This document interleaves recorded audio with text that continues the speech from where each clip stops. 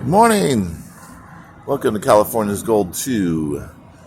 I'm taking over for Hugh Hauser. We're here on the set of The Love Witch 2 in the beautiful town that was built after San Francisco burned to the ground in 1906 due to the Irish mob that controlled the city had shoddy gas lines, and the earthquake didn't kill anybody. It was the resulting fire that burned everything to the ground.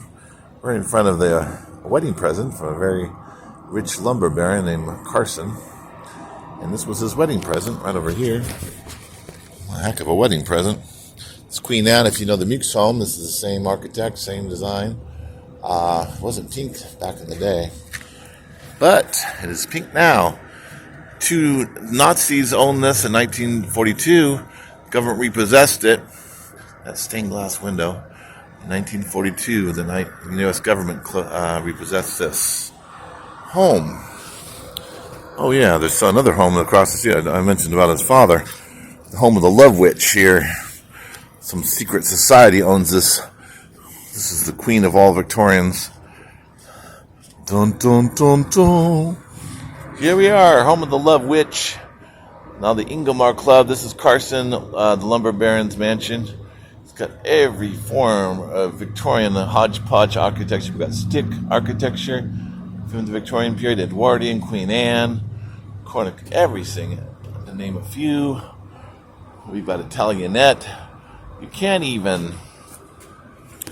could not even build something like this anymore because the artisans that have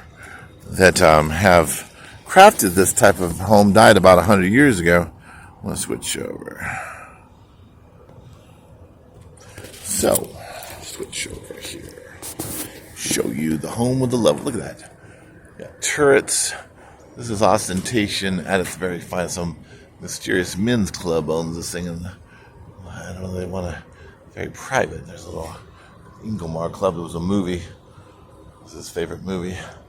Anyways, to make a long story short, as my dad used to say, lumber baron Carson was from Canada. He came down here, started the railroads to build the redwood, to transport the redwoods, and he built a fleet of schooners and ships to transport it all over the world. The redwoods last longer in salt air than regular lumber does. I'll show you again the up close of the little patio here in the ballroom. You can kind of see there. Look at that amazing scroll work, all hand done. That's not done by computers or factory. But Carson knew that it was a no-win situation. If he built something small, in his word, he'd be considered a piker and a miser. If he built something big, he'd be a show-off and grandiose. So he was kind of a pessimistic man. It was a no-win situation for Carson. Anyways, we're here on the Humboldt Bay. Beautiful 55 degrees. It's 120 degrees in Fresno today. It's only 50. But there's a no-win situation if you have money. You don't build something fancy, you're a miser and a piker. Build something too big, and you're a show-off. But I think this is the most ridiculous house I've ever seen in my life. You got a limited budget and come up with the hodgepodge of Victorian style. I like the Meeks home a lot better. By the way, he was a man on keeping things very close.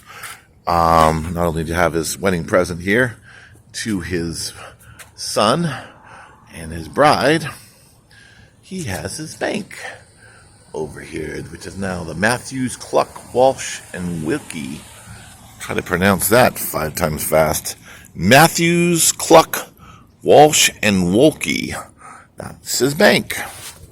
So here we are on M and 2nd Street in downtown Eureka, the city that was built on the ruins because of all the money of San Francisco burning to the ground. Over 40,000 structures, 5,000 or more people, they're not quite sure, died in the fire. It's the town of Victorian homes on the set of The Love Witch. Peace, baby.